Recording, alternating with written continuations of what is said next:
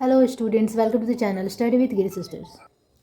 Okay, तो हमने chapter 13 start किया था वेरिएशन, और हमने क्वेश्चन नंबर 12 तक कंप्लीट कर लिया है। तो आज की इस वीडियो में 13, 14 एंड 15 करेंगे। तो मेक श्योर आप चैनल को सब्सक्राइब कर लीजिए ताकि नोटिफिकेशंस आपको मिलते रहें, और प्लीज़ सब्सक्राइब ही करना है क्योंकि यहाँ पे कोई आपको फ़ी नहीं लग रहा है। ईच एंड एवरी क्वेश्चन को एक्सप्लेनेशन के साथ आपको समझाया जा रहा है। तो आपको बस एक छोटी सी फ़ी ही समझ लो, आप जो भी आप लोग समझ लो, आपको सिर्फ सब्सक्राइब करना है और शेयर करना है, ठीक है।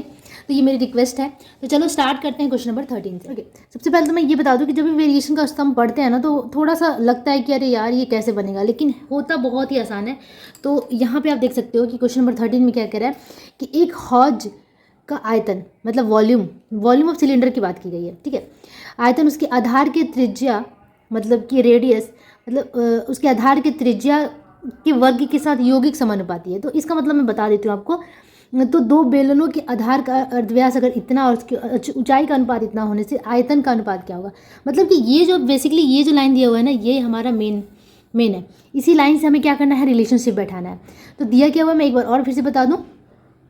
क्वेश्चन ये कहना चाह रहा है कि the volume of cylinder, cylindrical हॉज कह सकते हैं या सिलेंडर कह सकते हैं, सिलिंड्रिकल शेप का है, is has joint variation. Actually joint variation है। यौगिक समानुपात का मतलब होता है कि जॉइंट वेरिएशन है with the square of the length of the radius of the base. मतलब कि जो बेस का लेंथ है ना, बेस का लेंथ है, सिलेंडर है मान लीजिए इस तरीके से, तो बेस का जो रेडियस है उसके स्क्वायर ऑफ द लेंथ, मतलब जो ये लेंथ है इसके स्क्वायर के साथ क्या है, एक तो क्या है, जॉइंट वेरिएशन है, length of the radius of the base and it's height, ठीक है। तो जो वेरिएशन है, जो वॉल्यूम का जो वेरिएशन है, volume is proportional to, actually क्या हुआ है कि वॉल्यूम मतलब कि आयतन का जो समानुपातिक है किसके साथ, प्रोपोर्शनल है किसके साथ, आर स्क्वायर के साथ, इसके स्क्वायर ऑफ द लेंथ के साथ, ठीक है। आर स्क्वायर है और दूसरा है हाइट के साथ। तो अगर हम वॉल्यूम को वी मान लेते हैं और रेडियस को आर और हाइट को एच मान लेते हैं, तो ये आपका रिलेशन बैठेगा, ठीक है। और इसी रिलेशन की हेल्प से हमें आगे के क्वेश्चन को प्रोसीड करना है। एक बार और मैं समझाना चाहूँगी कि एक हौज का आयतन, ठीक है, आयतन हमने वी मान लिया। एक हौज का आयतन आधार की त्रिज्या हमने आर मान लिया था, आधार की त्रिज्या के वर्ग के साथ और दो वर्ग के साथ, आधार की त्रिज्या के वर्ग के साथ यौगिक से अनुपात, एक लाइन इसमें मिसिंग है, ठीक है। और हाइट के साथ, मतलब कि ऊंचाई के साथ क्या है, यौगिक समानुपाती, मतलब दोनों मिलाकर समानुपाती है, ठीक है। तो यही मेन हमारा स्टेटमेंट है। तो चलो मान लेते हैं कि लेट वॉल्यूम या आयतन कह सकते हैं, वॉल्यूम ऑफ हौज या सिलिंड्रिकल शेप टैंक भी कह सकते हैं हम, ठीक है। सिलेंडर में मैं ले लेती हूँ। सिलेंडर इज इक्वल टू क्या है, वी, ठीक है। एंड रेडियस ऑफ बेस, मतलब बेस का ही रेडियस यहाँ ले लिया गया है, is equal to capital R, and height is equal to H. हमने ये सारा चीज़ें यहाँ पे ले लिया। तो अकॉर्डिंग टू प्रॉब्लम क्या कह रहा है कि v is proportional to R square into H, ठीक है। अब नेक्स्ट जो है कंडीशंस दिए हुए, ये क्या दिया हुआ है, ये हमारा स्टार्टिंग करने का क्लू दिया हुआ है, ये हमारा मेन स्टेटमेंट है जिससे हम क्वेश्चन को बनाएंगे। लेकिन इसके बाद क्वेश्चन क्या कह रहा है ये देखते हैं। इसके बाद क्वेश्चन ये कह रहा है कि दो बेलन ले लिया हमने, दो बेलनों का आधार का अर्धव्यास का अनुपात, मतलब कि रेडियस का रेशियो दिया हुआ है 2:3। दो अलग अलग से एक हमने क्या ले लिया, सिलेंडर ले लिया, और उनका जो आधार का जो रेडियस है उसका क्या दिया हुआ है, रेशियो दिया हुआ है, क्या है, 2:3। और उसकी जो हाइट है, हाइट का भी रेशियो दिया हुआ है 2:3, ये दे दिया। और हाइट का जो रेडियस दिया हुआ है वो कितना है, 5:4 है, ठीक है। तो हमें क्या करना है, ये मेरा बुक थोड़ा सा मैंने मतलब बुक में थोड़ा सा गड़बड़ है, मैंने इसको लिख के रखा है। Then let us find the ratio of their volume. तो हमें क्या करना है, रेशियो ऑफ देयर वॉल्यूम, मतलब वॉल्यूम का रेशियो निकालना है, इन दोनों के वॉल्यूम का रेशियो हमें निकालना है, ठीक है। तो वॉल्यूम हमें मिलेगा कैसे, हमें वॉल्यूम यहाँ से मिलेगा।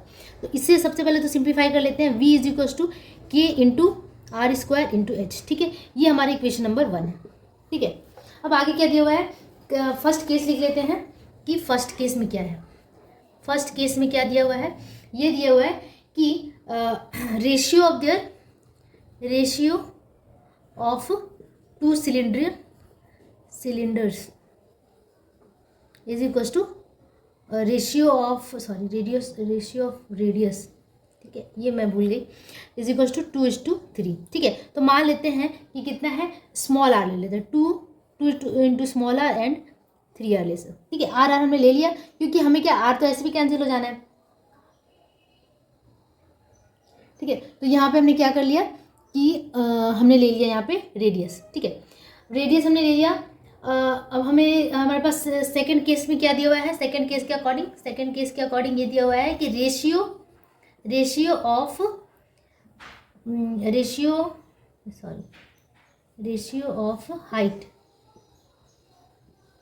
Heights of cylinders. मैं जल्दी के चक्कर में थोड़ी सी गड़बड़ कर देती हूँ, ये मैं एग्जाम में भी करती थी और मुझे दिक्कत हो जाती थी, ठीक है।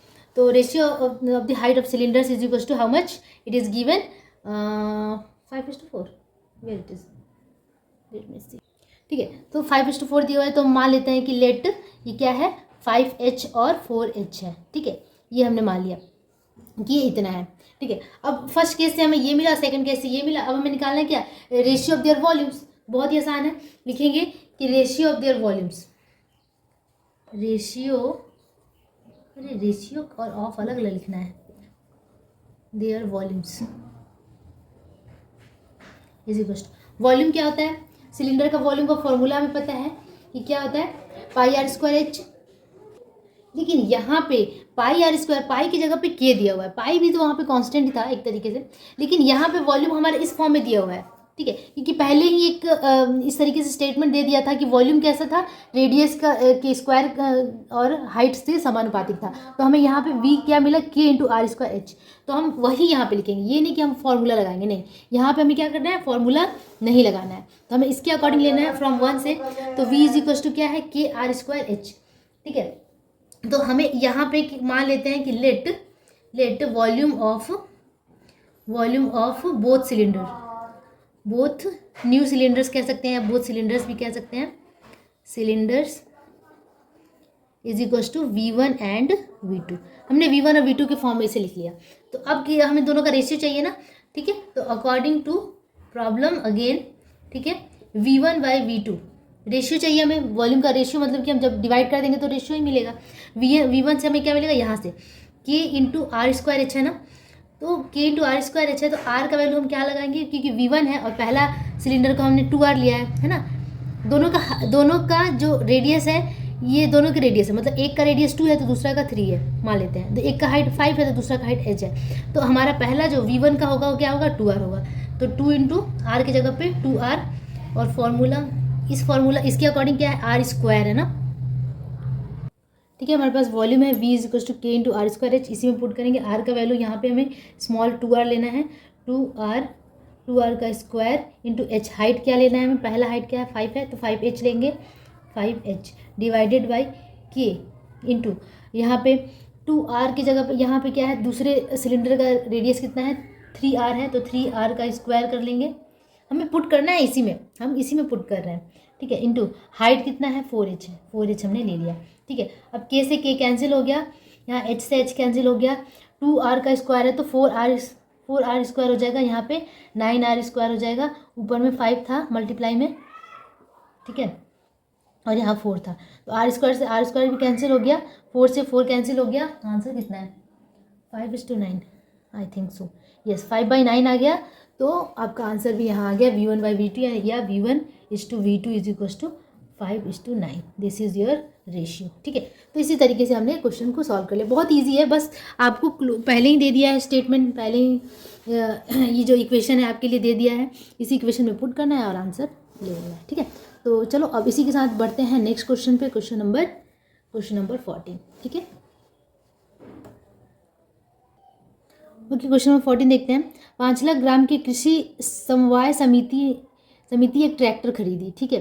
पहले समिति को 2400 मतलब 2400 बीघा जमीन में 25 हल मतलब जो जिससे जमीन की खुदाई की जाती है, 25 हल द्वारा जोतने में 36 दिन 36 डेज का समय लगता है।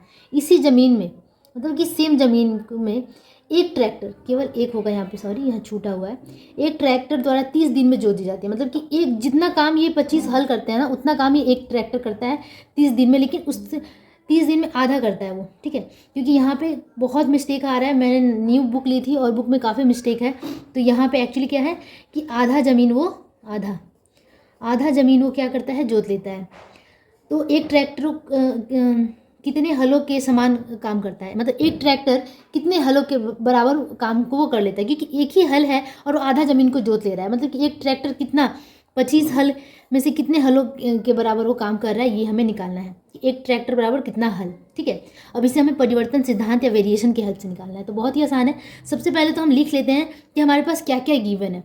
हमारे पास क्या है, ज़मीन है, हल है और दिन है। उसी तरीके से इसमें क्या है, ट्रैक्टर है, दिन है और ज़मीन है। ये सबको लिख लेंगे। उसके बाद हम एक रिलेशन बनाएंगे, ठीक है, क्योंकि किसी भी इक्वेशन को बनाने के लिए इस तरीके के हमें एक रिलेशन बनाना पड़ेगा। उस रिलेशन को इक्वेशन का फॉर्म देंगे और तब उसकी हेल्प लेंगे। तो चलो स्टार्ट करते हैं क्वेश्चन नंबर 14। सबसे पहले हम ये मान लेते हैं कि जो हल है या हल को इंग्लिश में प्लग भी कहा जाता है, तो मान लेते हैं कि let number of plugs is equal to n, ठीक है। ये क्या है, हल है। हलों को हमने क्या मान लिया, n मान लिया, ठीक है। हलों को हमने n मान लिया और हलवा नहीं है, ठीक है, मुझे भी हलवा की याद आ गई। और जो लैंड है उसका क्या दिया है, ये 2400 बीघा। तो बीघा क्या है, एक्चुअली ये एरिया है। तो एरिया में ही हम हल करते हैं। जो अगर ये खेत है तो इसका बाउंड्री में थोड़ी ना करेंगे, यहीं पे करेंगे ना खेती। तो ये एक्चुअली क्या है, एरिया है। तो हम एरिया ऑफ लैंड मान लेते हैं। Area of land is equal to हमने ए मान लिया, ठीक है, ए मान लिया। एंड डेज क्या है, डेज को हमने क्या मान लिया, days is equal to D मान लिया, ठीक है।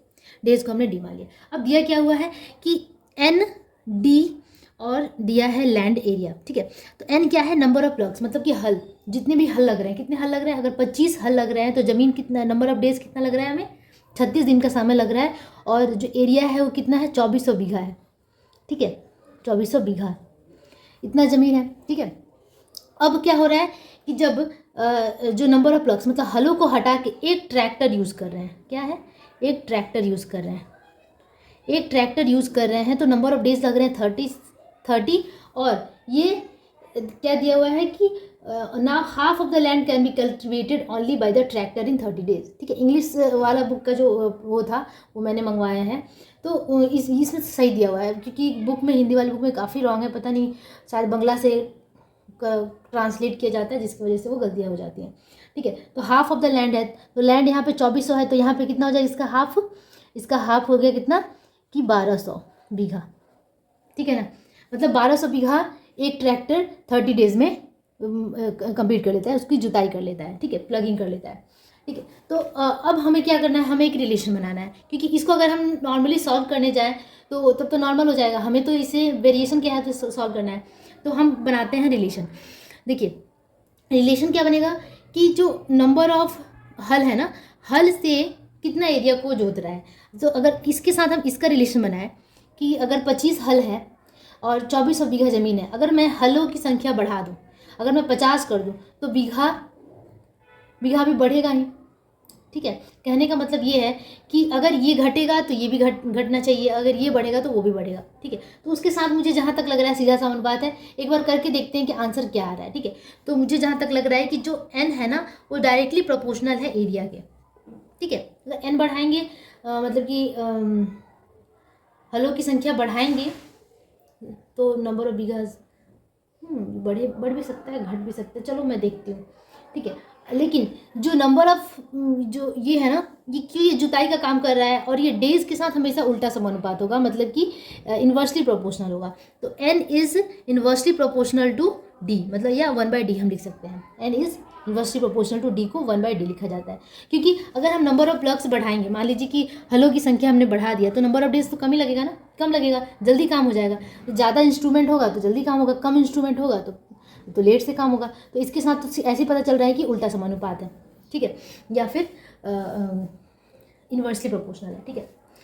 तो अब इसको जॉइंट वेरिएशन कर सकते हैं, ठीक है। तो now we can write also that n is proportional to a/d, और we can write n is equal to, इसकी जरूरत पड़ेगी, हाँ ठीक है, चलो इसको बाद में करते हैं, पहले तो इसको कर लेते हैं, क्योंकि इसका जरूरत तो पड़ने ही वाला है। n is equal to k/d, तो यहाँ पे मैं k1 ले लेती हूँ, ठीक है। और यहाँ पे इसको भी करते हैं, तो n is equal to k2 करना सही होगा, नहीं, ये सब नहीं करते हैं, ये आप रहने दीजिए। ये जो जॉइंट है ना उससे करते हैं, ठीक है। जॉइंट वेरिएशन हमें ये मिला था, this implies N is equals to K into A by D, ठीक है। तो ये हमारा इक्वेशन नंबर 1 हुआ, ठीक है। अब फ्रॉम इक्वेशन 1 इसी का यूज़ हमने करना है, ठीक है। अब व्हाट इज गिवन है, ठीक है, अकॉर्डिंग टू द, ठीक है, अकॉर्डिंग टू प्रॉब्लम क्या क्या दिया हुआ है, एन इज इक्वल्स टू कितना दिया हुआ है 2400, सॉरी 25। एन क्या है, हमने हल माना था ना, एन को हमने हलों की संख्या मानी थी, तो इतनी है। नंबर ऑफ डेज कितने हैं, D is equals to 36 and A equals how much 2400 bighas, ठीक है, ठीक है। तो इतना है। अब हमें इसमें पुट कर देना है फ्रॉम 1 या 1 में पुट करने पे ए भी आप लिख सकते हैं 25। एन का वैल्यू मैंने पुट कर दिया, के ऐसे ही रहेगा, ए का वैल्यू कितना है 2400 और डी का वैल्यू कितना है 36। अब इसकी हम करेंगे रिडक्शन, कटाई छटाई, दैट इज के इक्वल्स क्या हो जाएगा, क्रॉस मल्टीप्लाई 25 मल्टीप्लाई 36 डिवाइडेड 2400, ठीक है। अब इसे काटते हैं हम, 12 से काट लो, 12 तिया 36, 12 दूना 24 और ये 2 जीरो, ठीक है, 25 अट्ठे 200, ठीक है ना। तो कितना आ गया 3/8, 3/8 आ गया के का वैल्यू। के का वैल्यू हमें मिल गया। बस हमें जब कांस्टेंट मिल जाता है तो हमारा काम बहुत ही आसान हो जाता है। के हमें मिल गया।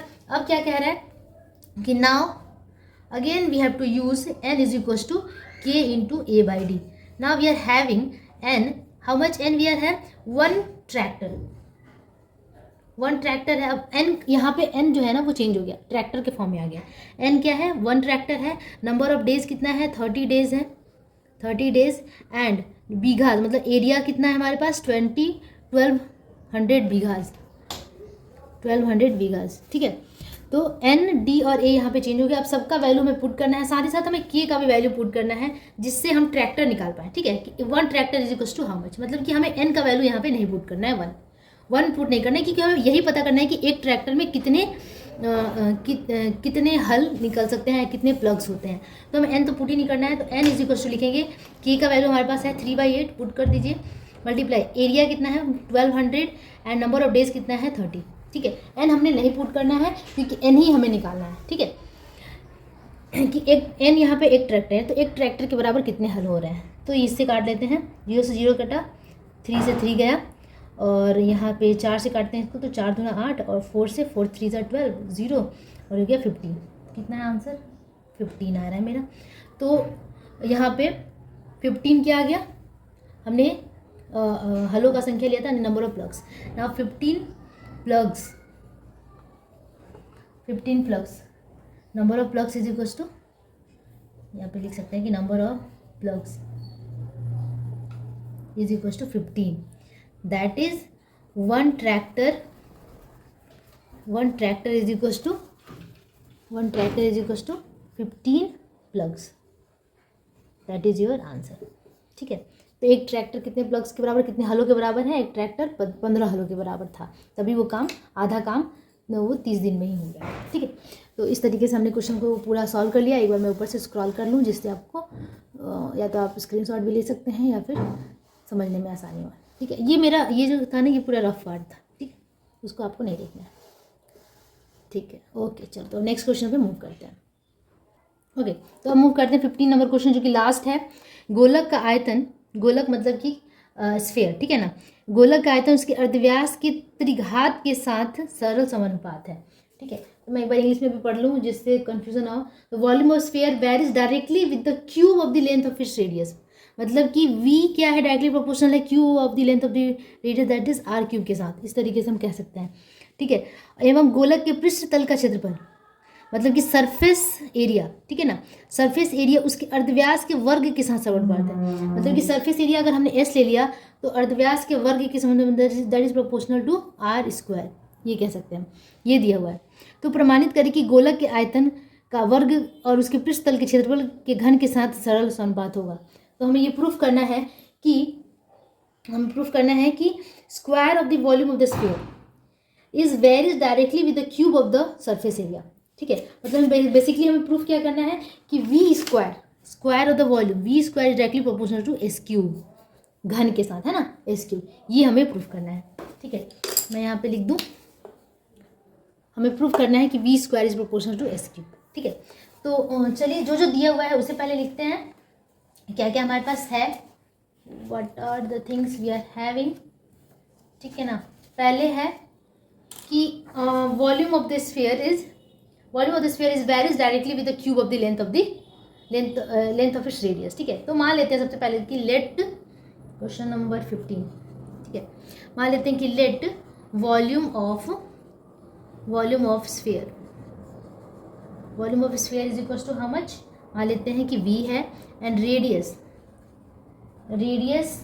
Is equal to capital R, and surface area की बात हो रही है तो वो भी लेना पड़ेगा, surface area is equal to how much, S हमने ले लिया, सबको मैंने कैपिटल में लिया क्योंकि ज़्यादातर लोग कैपिटल में ही लेते हैं, ठीक है।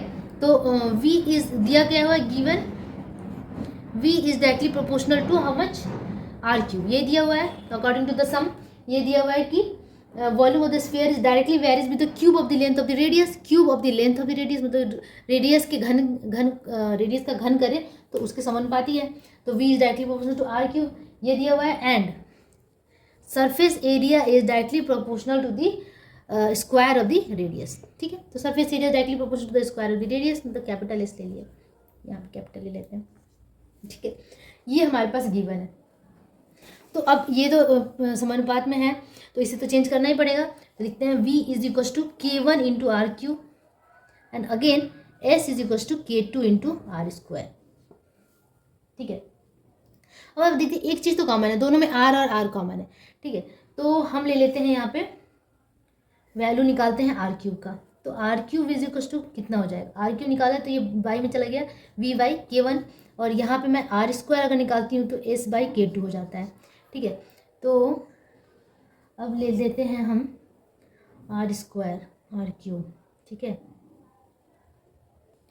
तो हमें तो R चाहिए, तो R इज इक्वल टू क्या हो जाएगा, v by K1 whole to the power 1/3, और यहाँ R इज इक्वल टू क्या हो जाएगा, S by K2 whole to the power 1/2, यही होगा। रूट चढ़ेगा, रूट का मतलब ये होता है 1/2 और 1/3 क्यूबिक रूट, ओके। तो थोड़ा सा छोटा करना पड़ेगा, ठीक है। तो यहाँ पे हमारा यहाँ R निकाल के मुझे नहीं लगता कुछ फ़ायदा होगा, तो इस R को तो रहने देते हैं, ठीक है। यहाँ पे देखते हैं, ठीक है, इसको करते हैं स्क्वायरिंग बोथ साइड करते हैं, तो हमें क्या मिलेगा, अगर मैं इसको स्क्वायरिंग करूँ तो ये हो जाता है R स्क्वायर, और यहाँ पे हो जाएगा v by K1 whole to the power, अगर स्क्वायर करूँ तो यहाँ पे स्क्वायर आएगा, यानी कि 2/3 हो गया, ठीक है। अब R स्क्वायर का वैल्यू हमारे पास ये इस फॉर्म में है, ठीक है। इसको मान लेते हैं हम इक्वेशन नंबर 1, ठीक है। तो लिखेंगे फ्रॉम इक्वेशन 1 से हमें लेना है, इसमें पुट करना है, ठीक है। ये मैं यहाँ लेके जा रही हूँ, मेरे पास थोड़ी सी जगह की कमी है, आप नीचे बनाया ना, ठीक है। R square is equal to क्या है हमारे पास, v by K1 whole to the power 2/3। अब R स्क्वायर का वैल्यू यहाँ पे क्या है, S बाई K2 हमने ले लिया, और यहाँ है क्या, v by K1 whole to the power 2/3, ठीक है। अब हमारा मेन काम क्या है कि हमें S को कैसे भी निकालना है, ठीक है। तो S निकालने के लिए S इज इक्वल टू क्या करेंगे, इस K2 को मैं उधर भेज दे रही हूँ, तो इंटू, ये डिवीजन में है ना, तो क्रॉस मल्टीप्लाई यहाँ इंटू में आ जाएगा, तो K2 यहाँ हो गया v बाई K1 2/3, ठीक है। अब इसे कर देंगे हम क्या, दोनों तरफ से क्यूब कर देंगे, ठीक है, बोथ साइड में का पावर 3 ले लेंगे, तो हमें मिलेगा क्या, S3, ये मिलना चाहिए, ठीक है। S3 इज इक्वल टू क्या मिलेगा हमें, K2 का क्यूब, ठीक है, इंटू v बाई K1 का पावर 2/3 था, उसको अगर मैं क्यूबिक कर दिया, मैंने 3 से मल्टीप्लाई कर दिया तो पावर में, तो 3 से 3 कैंसिल हो गया, हमें मिला क्या कि K2 क्यूब, क्योंकि इसके भी ऊपर क्यूब लगेगा, v1 बाई K1 का स्क्वायर, ठीक है। अब मैं इसको अलग अलग करके लिखूँ तो K2 क्यूब इंटू v1 का स्क्वायर बाई K1 का स्क्वायर, ठीक है। तो आप ध्यान से देखो कि हमारा क्वेश्चन सॉल्व हो गया। ये हमें निकालना क्या था कि हमें प्रूफ करना था क्या कि v square is proportional to S3, ये प्रूफ करना था, ठीक है। तो हमें प्रूफ करना था कि v स्क्वायर, तो पहले तो हम v को निकाल लेते हैं। यहाँ पे हमारे पास अब क्या है, now we are having S3 is equal to K2 cube into v square by K1 का स्क्वायर, ठीक है। तो यहाँ से मैं v स्क्वायर अगर मैं निकालूँ तो मेरा ये जो है, अगर v स्क्वायर यहाँ से निकाल रहे हैं तो होगा क्या, ये K1 उधर चला जाएगा, अगर मैं v स्क्वायर निकालती हूँ तो K1 इसके साथ मल्टीप्लाई हो जाएगा, क्रॉस मल्टीप्लाई, K1 का स्क्वायर इंटू एस क्यूब, और ये क्या है, ये इसके साथ मल्टीप्लाई में है तो ये डिवीज़न में चला जाएगा, ठीक है, डिवाइडेड K2 का क्यूब। तो ये तो पूरा कांस्टेंट है, इससे कोई फ़र्क नहीं पड़ता है, इसे हम K मान लेते हैं, ठीक है। K हमने पहले माना था नहीं, तो हम लिख सकते हैं कि V square is equals to K into S cube. That is हम ये लिख सकते हैं कि V square is directly proportional to S cube and this we have to prove, ठीक है। तो ये हो गया हमारा यहीं पे प्रूव, ठीक है, यही हमें प्रूव करना था। बहुत ही आसान है, थोड़ा सा कैलकुलेशन है, स्क्वायरिंग करना है, क्यूबिक करना है और उसके बाद बस आंसर लाना है। हमें बस कॉन्सेंट्रेट करना है वी स्क्वायर और एस क्यूब पे। तो इस तरीके से हमने क्वेश्चन नंबर 15 सॉल्व कर लिया। होप आप लोगों को समझ में आया होगा। अगर नहीं समझ में आए तो प्लीज़ थोड़ा सा आप इसको 1 या 2 बार देखिए ताकि आपको अच्छे से समझ में आ जाए, क्योंकि बहुत ही ज़्यादा टफ नहीं है, बहुत ही आसान क्वेश्चन है, ठीक है।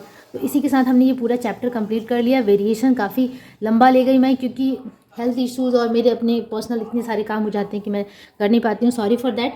अगर आपको थोड़ी सी भी हेल्प मिल रही हो तो आप प्लीज़ इसको शेयर एंड सब्सक्राइब जरूर करें ताकि नोटिफिकेशंस वगैरह आपको मिलते रहें। Thank you so much, bye bye.